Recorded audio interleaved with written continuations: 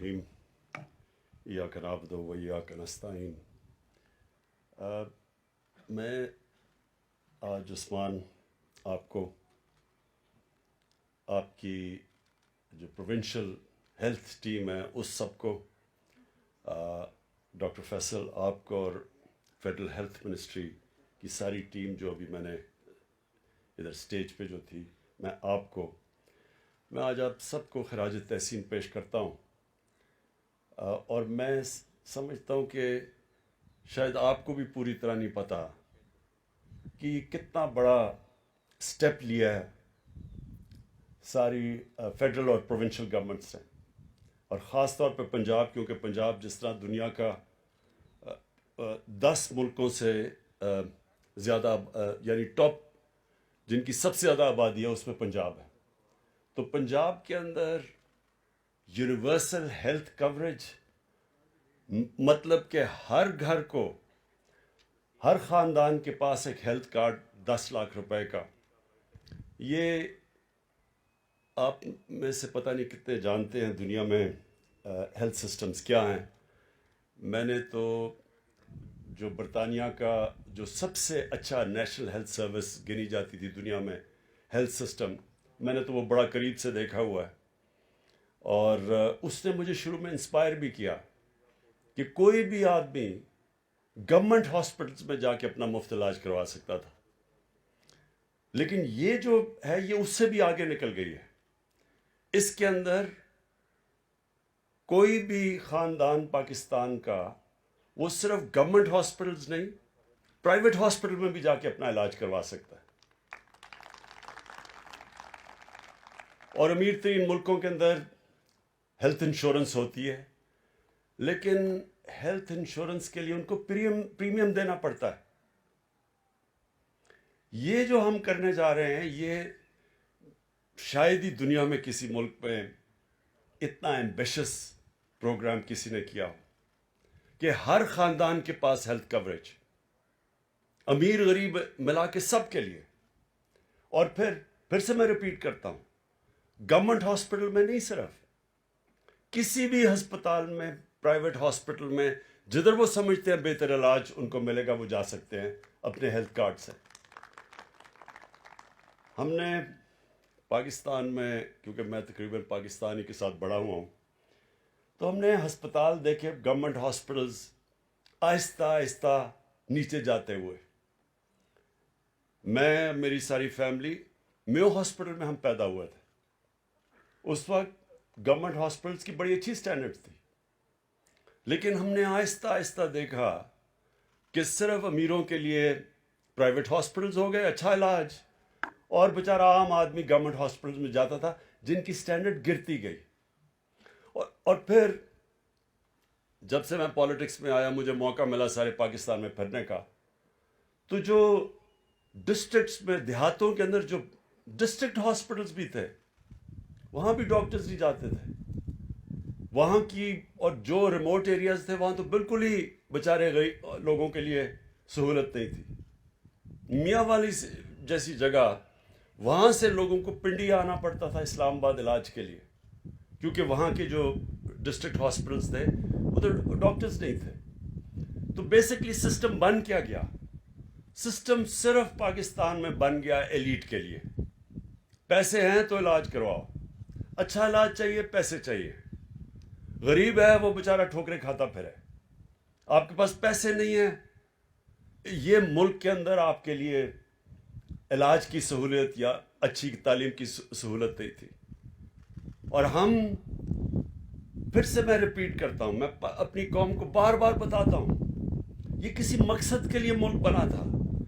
ہندوستان کے مسلمانوں نے پاکستان کے لیے ووٹ دیا تھا، پتہ ہوتے ہوئے کہ وہ پاکستان کا حصہ نہیں بنیں گے، کیونکہ ایک بڑی خواب تھی علامہ اقبال کی کہ ہم ایک مثال بنیں گے دنیا کے اندر کہ ایک صحیح معنی میں اسلامی ریاست کیا ہوتی ہے، جو کہ مدینہ کی ریاست کے ماڈل کے اوپر کھڑی ہونی تھی، دنیا کے لیے مثال بننا تھا۔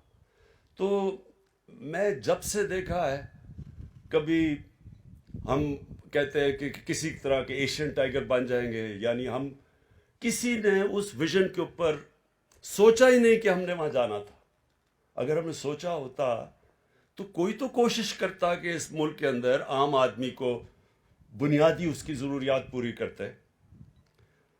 جب شوکت خانم کے لیے میں نے شروع کی جد و جہد، کیونکہ وہ بھی 10 سال لگے بننے میں، تو وہ کیا اس کے پیچھے تھا.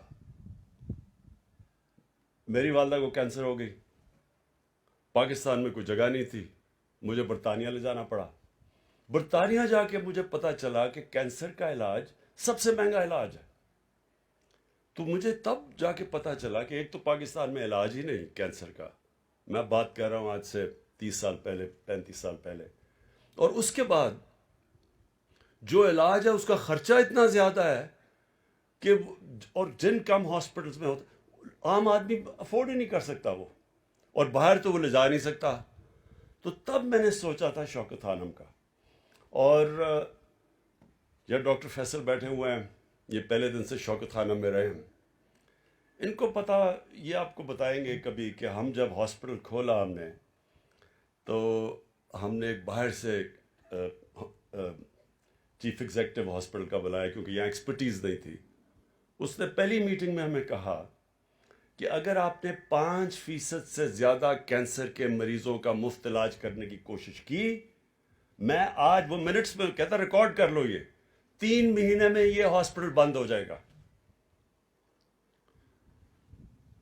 تو وہ مجھے ابھی بھی اس کا نام ہے ڈیوڈ ووڈ، وہ تو 3 مہینے کے بعد چلا گیا. لیکن آج تک وہ ہاسپٹل جو 70 کروڑ روپے کی سے بنا تھا، وہاں ہر سال 10 ارب روپیہ وہ ہاسپٹل غریب مریضوں کے علاج پہ خرچ کرتا ہے. 10 ارب روپیہ. تو میں اس سے نے کیا سبق سیکھا تھا؟ میں نے یہ ریئلائز کیا کہ یہ ہمیں بڑی ہماری غلط فہمی ہے کہ ہم سمجھتے ہیں کہ جی پہلے ہم انتظار کریں، کیونکہ اس نے یہ ایڈوائز دی کہ جی پہلے آپ انتظار کریں، ہاسپٹل انڈاؤمنٹ فنڈ اکٹھا کریں، پہلے پیسے آئیں گے، پھر آپ غریبوں کا علاج سوچیں. وہی ہمارے اس ملک کے جو سربراہ آئے ہیں، وہ بھی یہی اسی کے انتظار کرتے رہے کہ جی پہلے پاکستان میں خوشحالی آئے گی، پھر ہم لوگوں کے لیے فلاحی ریاست کی طرف جائیں گے. میں دوسری طرف سمجھتا ہوں، اور میں وہ اس کے لیے، کیونکہ آپ اگر اسٹڈی کریں، میں اب انشاءاللہ ہم نے جو رحمت العالمین اپنی اتھارٹی بنائی ہے، یونیورسٹیز میں، اسکولوں کے اندر ان کو اسٹڈی کروائیں گے نبی کی سیرت، نبی صلی اللہ علیہ وسلم کی، کہ ان کا راستہ کیا تھا، کیونکہ وہ دنیا کی تاریخ کا سب سے بڑا انقلاب تھا. تو انہوں نے کیا مدینہ میں کیا ثابت کیا تھا؟ پہلے انہوں نے فلاحی ریاست بنائی، پہلے ریاست کے اندر رحم آیا، انہوں نے اپنے کمزور طبقے کی ذمہ داری لی. انہوں نے شروع میں، پیسہ تو تھا ہی نہیں ان کے پاس، غریب ترین لوگ تھے، ہجرت کر کے زیادہ تر آئے تھے، کچھ بھی نہیں تھا ان کے پاس. لیکن شروع سے 2 چیزیں کی گئیں. ایک، انہوں نے اپنے کمزور طبقے کے لیے ریاست نے ذمہ داری لی، جو بھی پیسہ آتا تھا پہلے نیچے چلا جاتا تھا. اور دوسری چیز، رول آف لا قائم کیا، قانون کی حکمرانی قائم کی. ان دو پرنسپلز کے اوپر مدینہ کی ریاست بیس تھی. ہم نے دونوں ہی نہیں کیا. ایلیٹ کیپچر ایک طرف ہو گیا، طاقتور کے لیے ایک قانون، کمزور کے لیے دوسرا. اور دوسری چیز، ہم نے کبھی کوشش ہی نہیں کی فلاحی ریاست کی طرف، بلکہ امیر غریب میں فرق بڑھتا گیا. تو یہ جو آج قدم اٹھایا گیا ہے، یہ انشاءاللہ وقت ثابت کرے گا کہ ایک ڈیفائننگ مومنٹ ہے پاکستان میں. یہ وہ قدم ہے جو اس کی، میں پھر سے ریپیٹ کرتا ہوں، عظمت کا راستہ ہے. قوم بڑی تب ہوتی ہے جب ساری قوم سٹیک ہولڈر بن جاتی ہے قوم میں. ملک کی سیکیورٹی، جو ہم کہتے ہیں نا نیشنل سیکیورٹی تو عوام دیتی ہے. جب وہ عوام یہ فیصلہ کرتی ہے کہ اون کرتی ہے ملک کو کہ یہ میرا ملک بھی ہے، تب وہ قوم تکڑی ہوتی ہے، تب وہ ملک تکڑا ہوتا ہے. جب صرف چھوٹے سے ایلیٹ کے لیے، انگلش میڈیم چھوٹے سے طبقے کے لیے علاج، تھوڑے سے پرائیویٹ ہاسپٹل اس طبقے کے لیے، اور اگر آپ زیادہ اپنے ملک کو پیسہ لوٹ لیا تو آپ باہر جا کے اپنے ٹیسٹ بھی باہر کرواتے ہیں. باقی عوام کی کسی کو فکر ہی نہیں ہے. ان کی کیا سٹیک ہے ملک کے اندر؟ کیوں میں پاکستان کے لیے لڑوں؟ کیوں میں ہر روز دعا کروں کہ اللہ میرا ملک قائم رہے جو ملک مجھے پوچھتا ہی نہیں ہے, جو میری بنیادی ضروریات ہی نہیں پوری کرتا. تو یہ 450 ارب روپیہ یہ خرچ کیا جا رہا ہے اس ہیلتھ انشورنس کے اوپر. یہ پاکستان کی تاریخ میں کبھی اس سے قریب بھی کوئی پہنچا نہیں کسی ویلفیئر پروگرام کے لیے. اور میں عثمان بزدار آپ کو آج اکنالج کرنا چاہتا ہوں, کیونکہ جو پنجاب نے اسٹیپ لیا ہے اس کے لیے حوصلہ چاہیے تھا. اور میں کیوں عثمان بزدار کو آج اکنالج کرنا چاہتا ہوں, کیونکہ عثمان بزدار پنجاب کے سب سے پاسماندہ علاقے سے, وہ علاقہ یہ ان کو پتہ ہے کہ لوگوں کے اوپر کیا گزرتی ہے. ان کو پتہ ہے کہ خاندان کے اوپر جب کوئی لوگ جو بچہ بیمار ہو جائے, ماں باپ بیمار ہو جائیں, وہ جو ڈی جی خان کا جو قبائلی علاقہ ہے جدھر سے یہ آئے ہیں, ان کو پتہ ہے کہ وہاں گھروں کے اندر کیا تکلیفوں کو سامنا کرنا پڑتا ہے. پانی نہیں ملتا وہاں, علاج دور کی چیز ہے, راستے میں لے کے جا رہے ہوتے ہیں, راستے میں لوگ مر جاتے ہیں. تو اس لیے ان کو سمجھ تھی کہ یہ کیا کوشش کریں, کیونکہ اگر وہ کوآپریٹ نہ کرتے ہم نہیں کر سکتے تھے. کے پی نے تو شروع میں کیا, لیکن پختونخوا کی تو آبادی چھوٹی سی ہے. پنجاب کی 22 کروڑ لوگوں کے لیے یونیورسل ہیلتھ کوریج دینا, یہ صرف وہ چیف منسٹر کر سکتا تھا جس کے اندر احساس ہے انسانیت کا.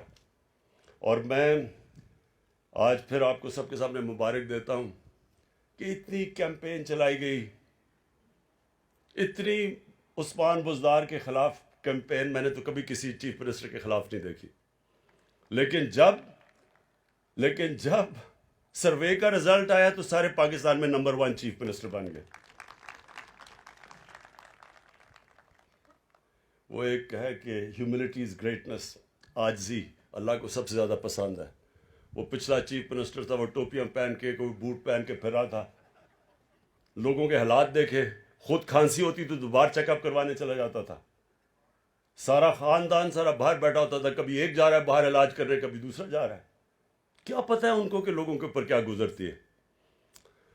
اور میں آخر میں یہ کہنا چاہتا ہوں کہ یہ صرف ہیلتھ کارڈ نہیں ہے, یہ ایک پورا ہیلتھ سسٹم ہے.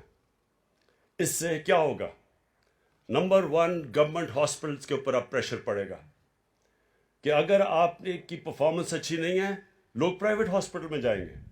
اور اگر گورنمنٹ ہاسپٹل میں کوئی کارڈ استعمال ہی نہیں کرے گا, اس کے پاس ریونیوز ہی نہیں ہوگا, تو ان کے اوپر پریشر پڑے گا, کمپٹیشن ہوگی.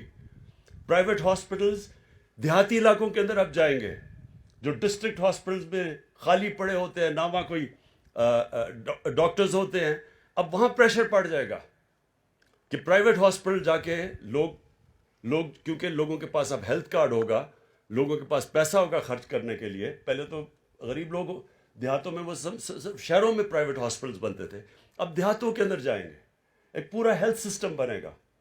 اور اس کے علاوہ جو پنجاب نے اس وقت پیسہ خرچ کیا ہے, خاص طور پہ مدر اینڈ چائلڈ ہاسپٹل میں 5 مدر اینڈ چائلڈ ہاسپٹلز بنا رہے ہیں. اور یہ اس لیے میں آپ سب کے لیے کہنا چاہتا ہوں کہ ہمارے ملک میں, دنیا میں چائلڈ مورٹیلٹی اور پریگننسی کے اندر جو عورتوں کی مورٹیلٹی ہے وہ دنیا میں سب سے زیادہ ہے.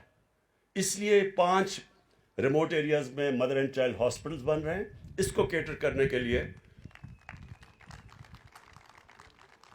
اور سب سے بڑی بات یہ کہ اب انشاءاللہ اس سے موقع ملے گا, ہم پوری فیسیلیٹیٹ بھی کر رہے ہیں پرائیویٹ ہاسپٹلز کو.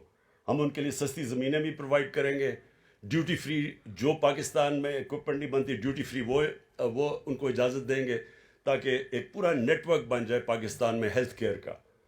اور انشاءاللہ اس کے بعد یہ بگننگ ہے, اب اسکولوں کے اوپر, تعلیم کے اوپر پورا زور لگا رہے ہیں تاکہ انشاءاللہ یہ وہ ملک, میں صرف ڈیولپنگ ورلڈ کے لیے نہیں, میں یہ سمجھتا ہوں کہ انشاءاللہ ہم پوری دنیا کے لیے ایک دن مثال بنیں گے کہ اصل میں ایک ویلفیئر اسٹیٹ کیا ہوتی ہے, فلاحی ریاست کیا ہوتی ہے. شکریہ.